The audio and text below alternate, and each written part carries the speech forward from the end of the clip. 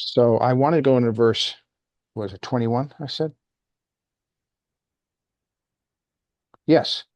And it says, and the Lord God caused a deep sleep to fall upon the man, Adam, and he slept, and he took, capital H, he, the creator, I'm guessing that's who he is, took one of his ribs and closed up the place with flesh instead of thereof. Now, I can tell you right now, this translation is horrible. The word that's used for flesh is not the word flesh. Um, so it's really misleading you. It's making you think it's a physical situation, and it is not a physical situation. But I wanted to focus on the word sleep. Now he's put into a deep sleep. Now, again, this is like it's not physical level, so it's at a higher level. And as Adam Rishon is the one that was put to sleep. Now, does that mean he lost consciousness and that he's not aware of anything? No. This obviously means that there was a division of consciousness between where Adam Rishon is and then below it, where a rib was taken or a help meet was taken. So to me, what I'm seeing is that the creator is creating an image of a lower soul of Adam Rishon, because it's putting us asleep. So we could say a conscious level, creating a lower conscious level of a health meet to what? To transform the other side, as Ross has mentioned for verse 17, Genesis 1:17. And shoot, where was I going with this? Um, well, anyway, a lower consciousness and creating the help meet. In other words, all the animals that were eventually brought to Adam were not adequate for the transformation of the chaotic world to create a kingdom. So, since no animal, that includes the serpent, was not capable of transforming this world, bringing down. Remember, the first three Sephirots refer to the thought of creation, the designer of creation, and the fabricator of creation. That's the way I differentiate that to help make sense of that. So Adam was not permitted to eat of that of the fruit of the tree of knowledge of evil. So God had to put him to sleep, create a helpmeet that would permit him to what? To move down. Thus, a lower level of conscious awareness. And then what was created? Well, there was a split done and it ultimately created, I know they say, oh, it created female. But the reality is, if you take a close reading of this text, he created male and female, which is Ish and Isha. So there's no longer Adam.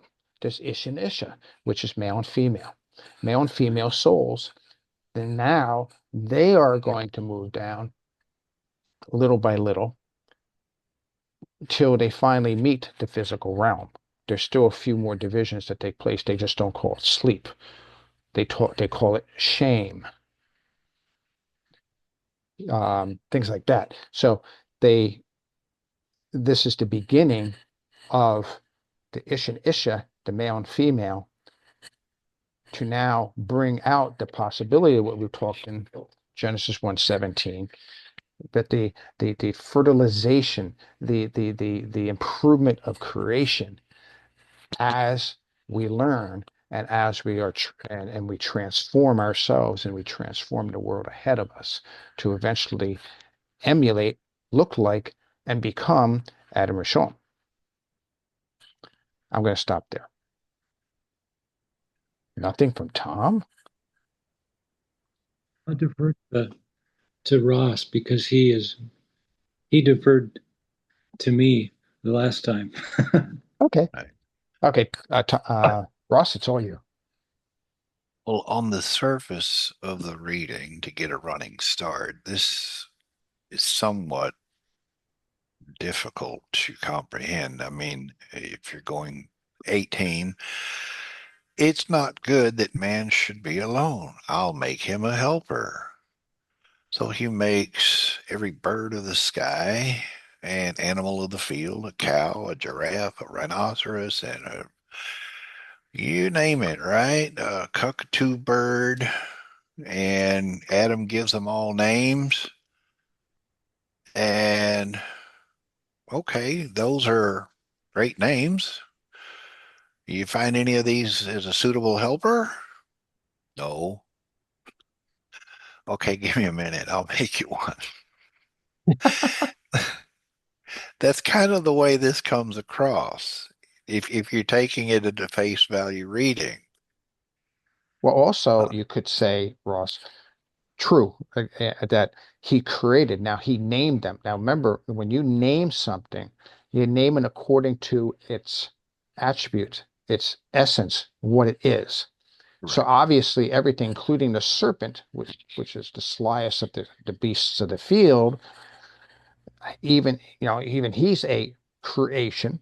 He was not able to bring out what Adam needed to do. So it's almost as though it's pointing, it's showing Adam, see, you have to do this. So how are we going to do this? And like you said, you need to help me. Give me a minute. Mhm. So um, she obviously takes the same physical form as he. And again, um, this, like in so many other stories from other cultures, there's no issue yet with fruits and trees and gardens. That all starts after she comes along. True. So it's as if she's the one that comes and plants and nurtures the garden and causes things to grow, the mother of all life, right? Oh yes, all this the All the soul life living. living. Yeah. Okay. Not So, necessarily, it's not talking about the beasts of the field. It's the I'm gonna stretch this a little bit. The help meets lives. Yes. okay. But again, uh, gardening, a garden, plants, and so on and so forth doesn't really become an issue until the female figure shows up. And then, of course, it's the fruit. Now, you have to surmise that they began their life fully formed as adults with the ability to speak and reason and do whatever. Um, What they're souls right now, they're not physical beings. at this point in Genesis chapter 2, they are. I, He clearly states, flesh of my flesh and bone of my bone. well, like I said, the word flesh is not flesh. It's just a wrong translation. It, It means a substance. It doesn't mean flesh. well, Something. I'm just letting you know. sure, whatever the substance was, she was identical, the same material, if you will, materials, plural. But essentially, um, now procreation amongst the species can also begin, obviously. You're looking up the I'm looking at the word basar, flesh. I'm looking at the word. basar. Yeah, what I want to do is I want to yes, but I want to I have my come on. I can access different word studies. Um, that's what I'm looking for. All right. Tom,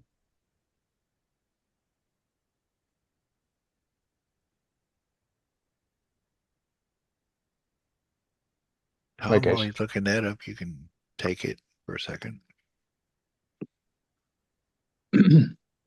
Well, there's a dog to the left of the sheen or the shin, and it speaks of a laser-like uh, pointed energetic structure. In other words, it's the difference between Ross loves everybody, but he really loves his wife. And so that type of a, but Shin is also speaks of a 360-degree movement, gematria of it, and which is really interesting.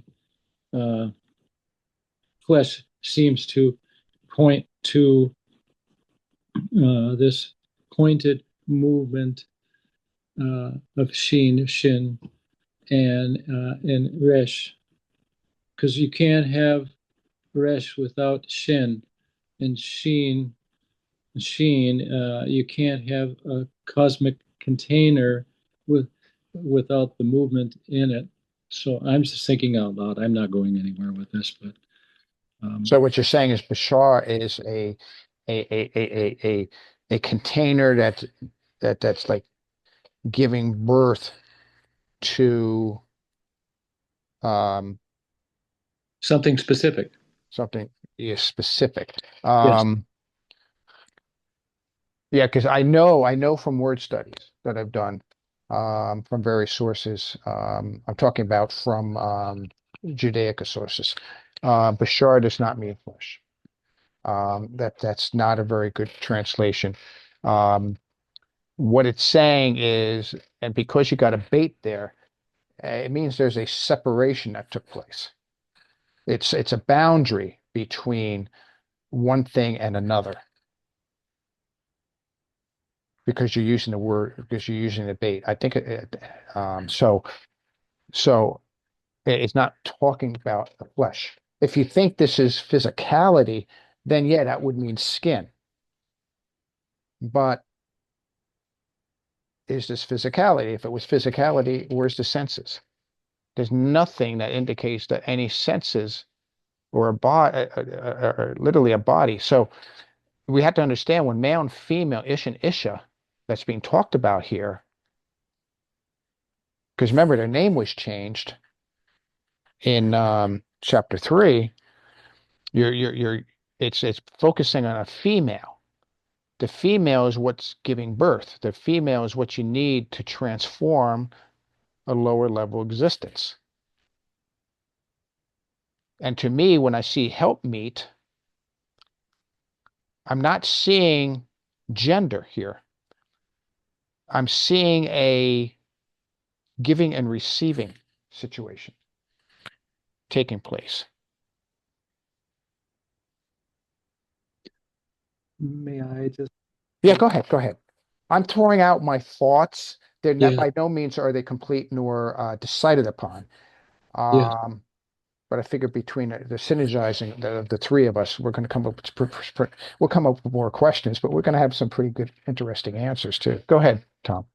I see, there's a dagesh in the middle of that, which means that it's coming right from the center of a container.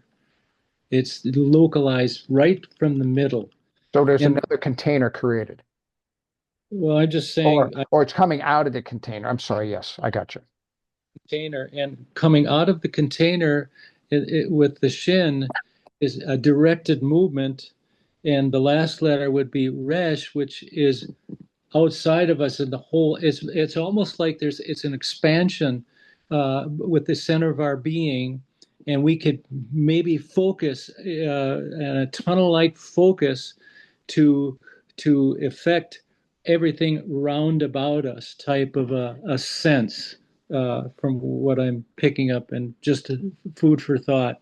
I see that as an emergence of tunnel vision, an emergence of you just wanting to focus on repairing a wall in your house, and that is coming from within, and it's very, very focused. You're going to have to dedicate yourself to that time, and then it will affect everything round about you. So I'm taking a somewhat non-traditional approach to things, but it just seems to be something coming within each and all of us, practically speaking, that what you do and how you attend, how you center and express your energy is going to affect everything round about you on a cosmic level, which I see Resh as a cosmic level. So you don't do anything in a vacuum per se. This ties right back to what we were talking about previously. You're creating an environment in your thoughts Mm.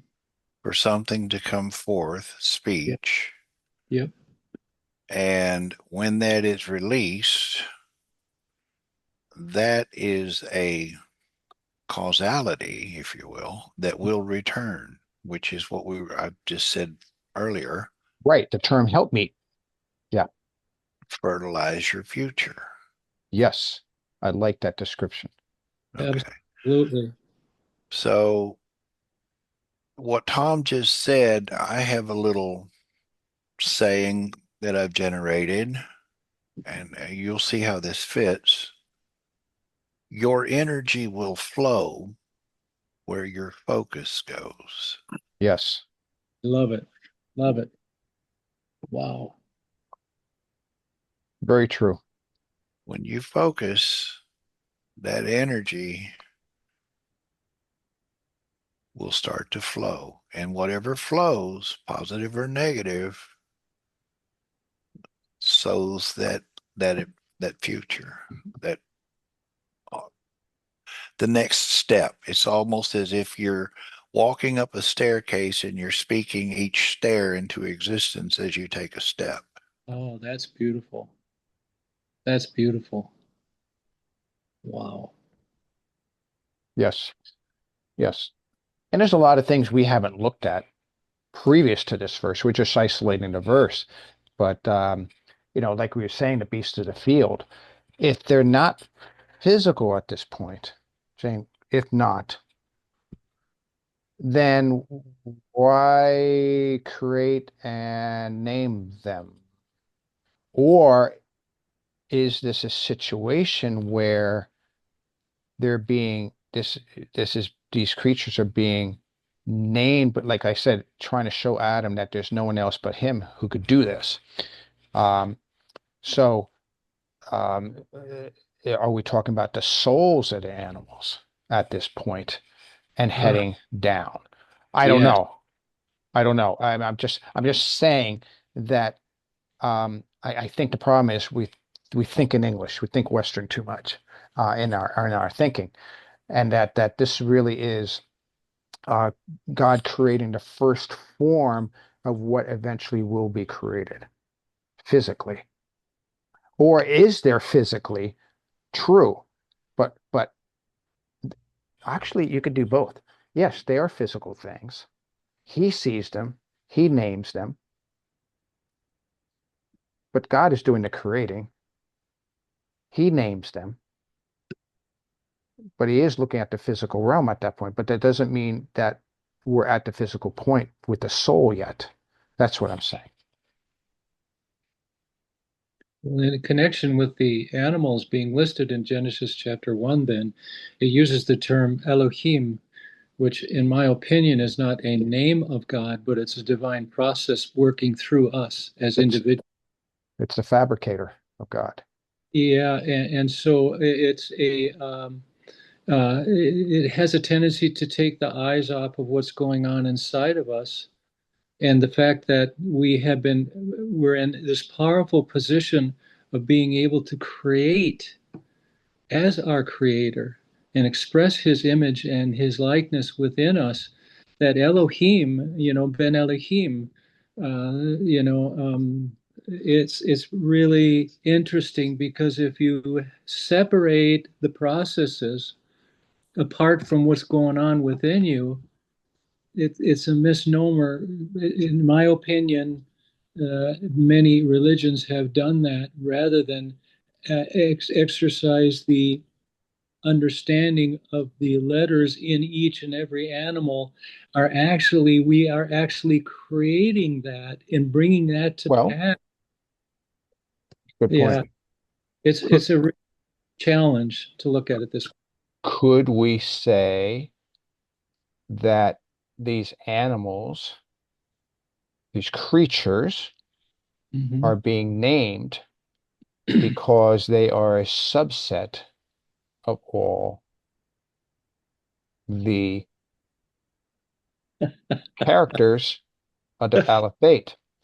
But it's a further subset of the Torah because we know the Torah was one of the first things created. And it had to be because the thought of creation gave and the designer had to understand what the thought of creation wanted. So at that point, the Torah was created. So the Torah, as we say, is the name of Messiah, the attribute, the essence of Messiah. If that is the case, then only Adam, Rishon, would know what the Torah is, but the animals wouldn't.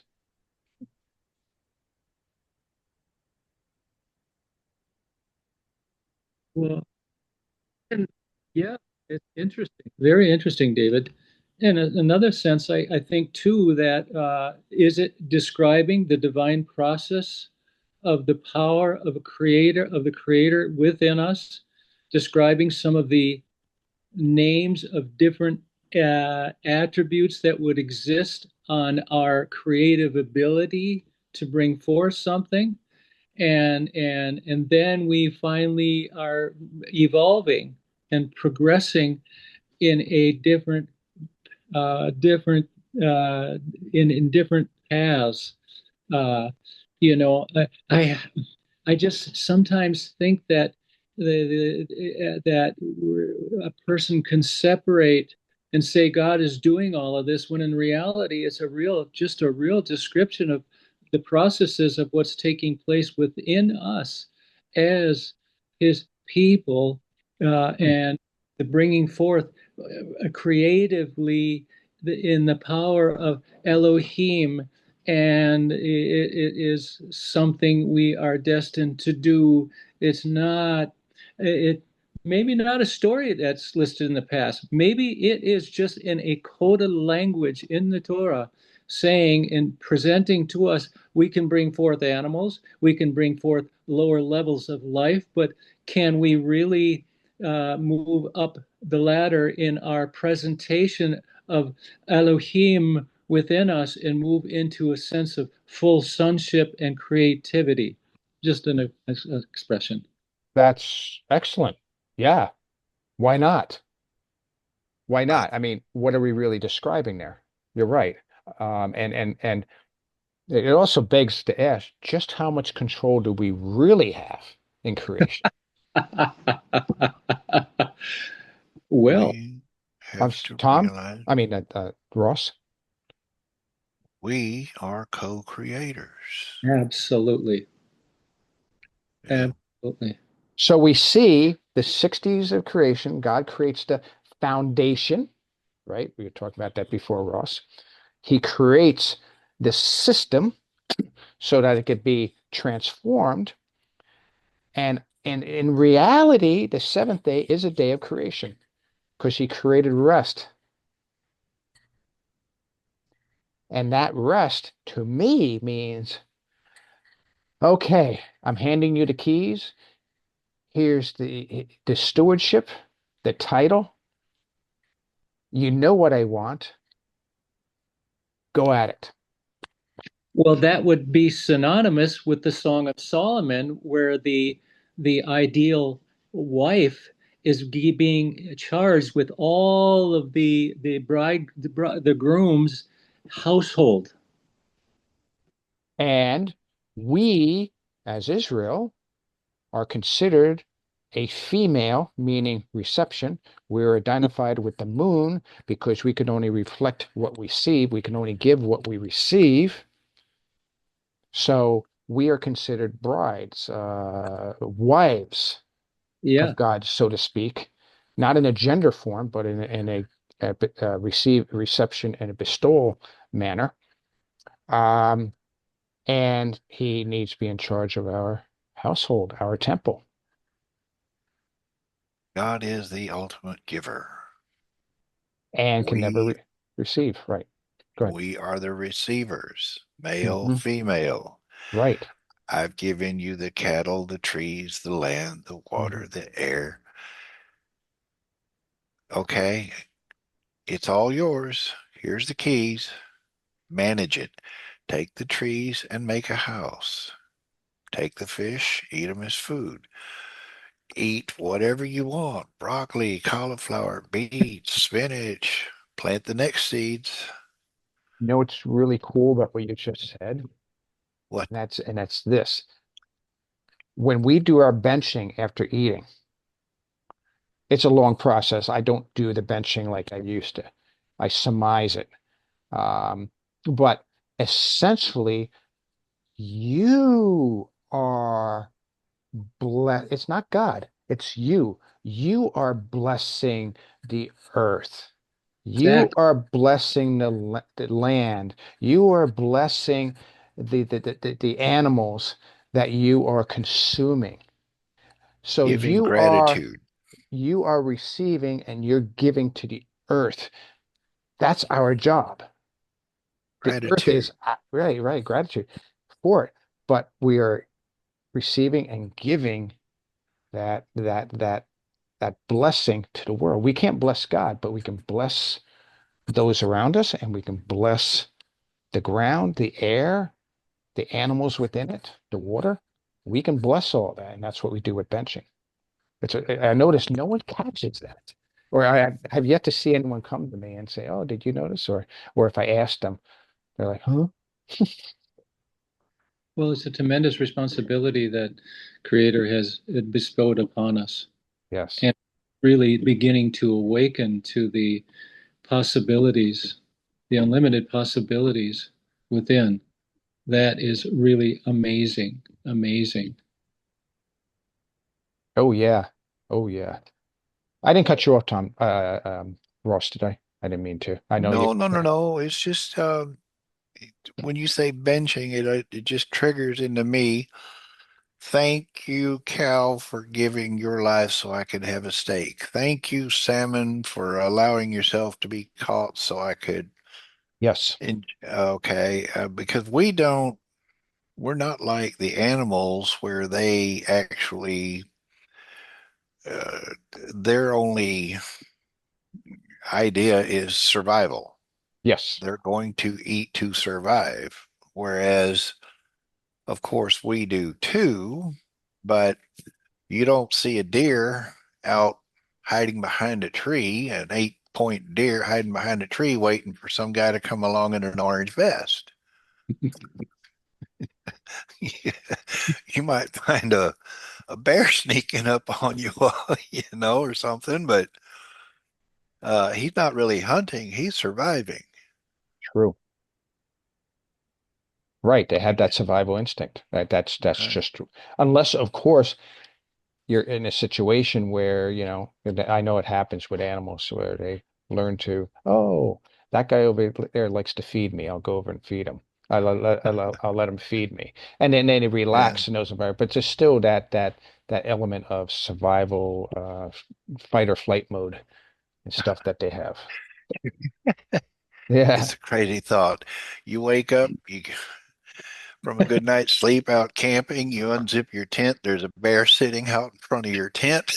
And And then you go into before survival you mode. before you have a chance to think, he says, "I'd like to invite you for dinner. Hag, you're it."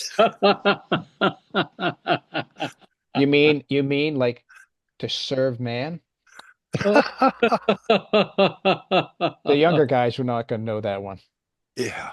To serve man. It's a cookbook. It's a cookbook. Yeah.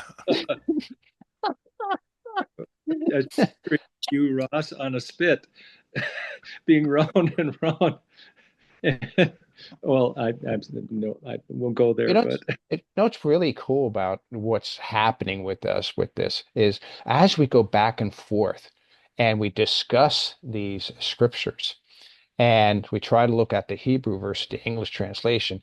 And I know we say, well, it sounds more like this versus that, and we have our own opinions, and that's great.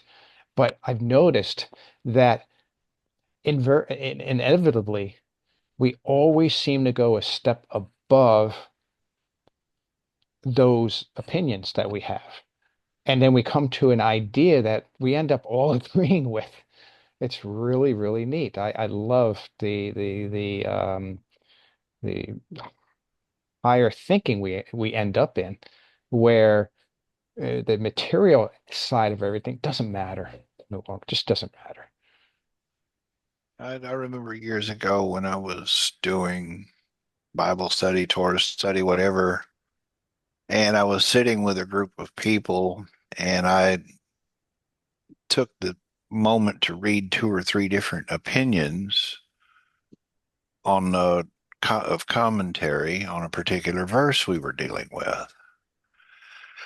And then after reading those three opinions, I thought about it for a moment, and then I said, well, my thought is, blah, blah, blah, blah, and then a couple of people kind of went, wait a minute, you're challenging these sages? You're offering an opinion? And I said, well, when the first guy gave his opinion, and then the second guy wanted to give his opinion, and then the third guy gave his, were they challenging each other or were they just offering observations? Right, right. I'm not here to compete. I'm just trying to add more insight. And that goes in the concept of perception that I was saying before, which is the tr what I think is really what our simulation is, where we're viewing reality according to the way we are programmed. And our program needs to be changed. And a lot of people don't want to change, but it's all that program is based upon, well, you put a horse in the middle of a park, a statue of, and you got 1,000 people looking. Obviously, 1,000 people can't stand in the same spot, so everyone's going to have a different perspective. One person can look at the rear end and go, "Oh, is that where crap comes out of?" Or this is where he eats? Why? And they may not be aware of the other one. So, how can anyone sit there and say, "Oh, I have it all. I know it all." And I never understood that thinking when people would just object to an opinion. I mean, it's like, it's an opinion. What's wrong with an opinion? I didn't say it's fact. I'm not even saying it's a postulation or even a theorem. A theorem. Please. Yeah, Just an observation. just an observation. Just a thought. Just something to kind of mix things up to maybe reassemble it. It's like I have somewhere here. I have a toy that has different shapes in it, and it has pictures. And with those different shapes, it's plastic. You have to put it together to create the shapes that are on the shape sheet, whatever you want to call it. And a lot of them are easy to figure out, but you have to use all the pieces. And you can use all the pieces to figure them out. And there's, always a few you can't figure out. But that's what I'm trying to do is, can we put these pieces together and create a different form, but still using all the pieces? And as we find more pieces, we keep adding. And then we mix it up again and see, hey, can we create something different and new? That's my whole thing. But I find people very resistant to it.